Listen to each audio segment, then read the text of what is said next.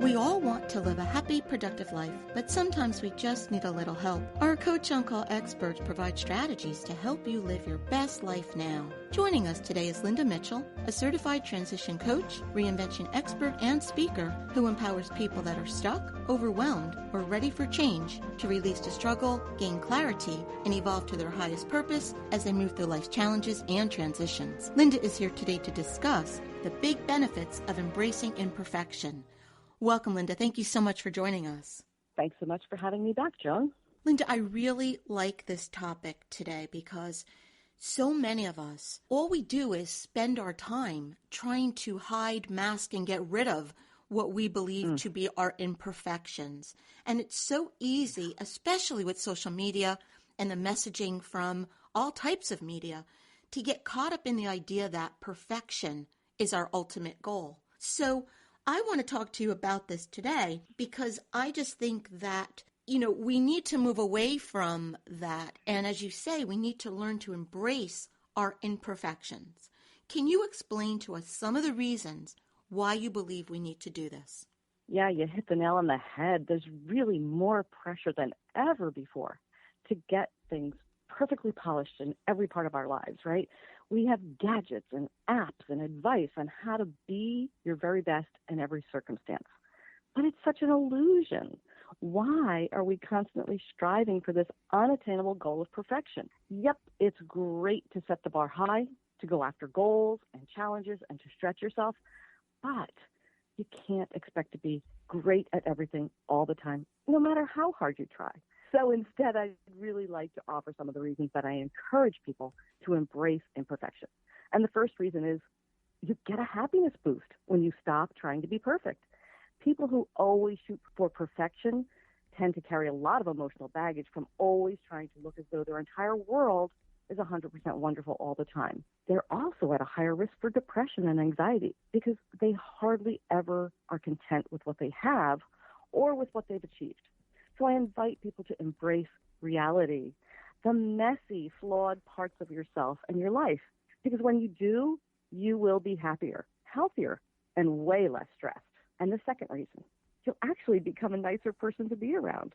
If you're comfortable with imperfection, you won't be so quick to judge or criticize others when they show their humanness and their imperfect selves. No one likes to be judged or be made to feel badly. Embracing imperfection means that you'll cut people more slack.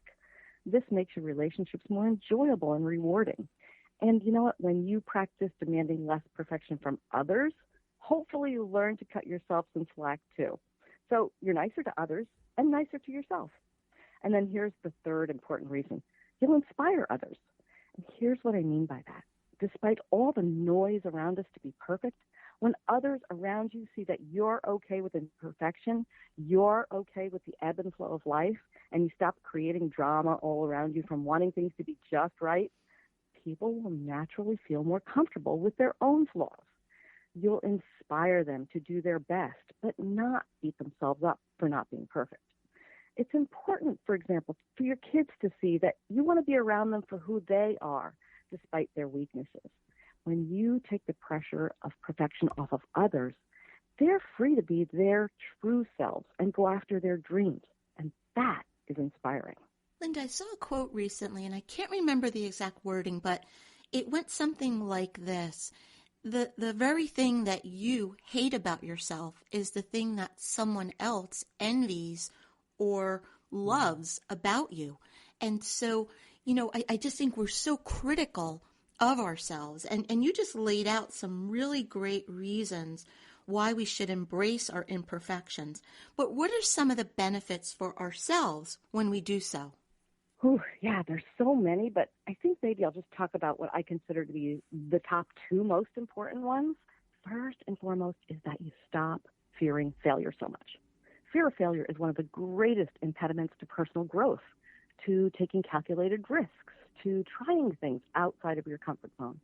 But you see, accepting imperfection means failure shrinks back down to simply being just another part of life. Perfectionists tend to take failure very personally, right? To them, it's kind of catastrophic and it defines their sense of self. They don't allow themselves to make mistakes without harsh personal judgment. But accepting that to make mistakes is simply human means that you see failure as simply an opportunity to grow, learn, and course correct as you continue to move forward with more wisdom.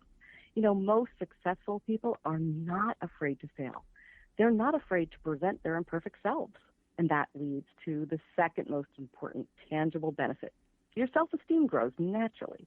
People who accept their shortcomings and quirks are less likely to be so hard on themselves when blunders do happen. When you can acknowledge your humanity and your messiness, you're less likely to feel guilty or ashamed when you make a mistake or you don't reach your intended goal as quickly as you want to. You're much more able to give yourself some grace and keep forging forward with a new plan and a positive attitude. Okay, so we've talked about the importance of why we should embrace our imperfections, but how do we do this? So the first step is to really be conscious of our thoughts and begin to catch ourselves being judgmental and hard on ourselves. Perhaps you start by being less critical and judgmental of others and then begin to apply that kindness to yourself. Take a moment to tune into your self-talk. Pay attention to the words you're using. And if you're saying things to yourself that you wouldn't say to your best friend, then intentionally choose more positive, self-affirming language. Next, recognize that it's your uniqueness that makes you special and makes you who you are. How boring would it be if we all had the same talents, opinions, and interests, right?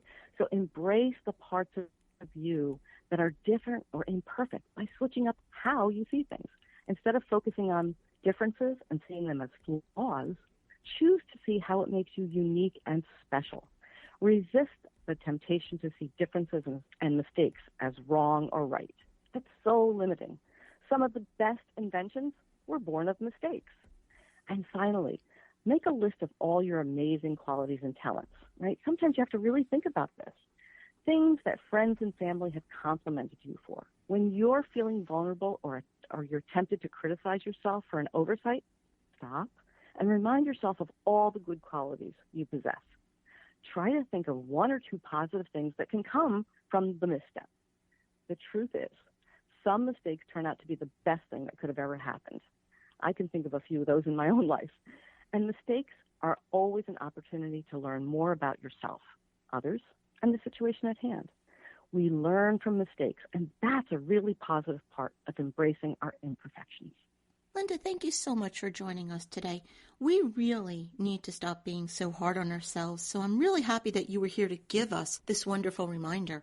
If you would like to learn more about Linda and her work, you can visit livinginspiredcoaching.com, or as always, to hear more from Linda, you can visit our website, cyacyl.com/Linda.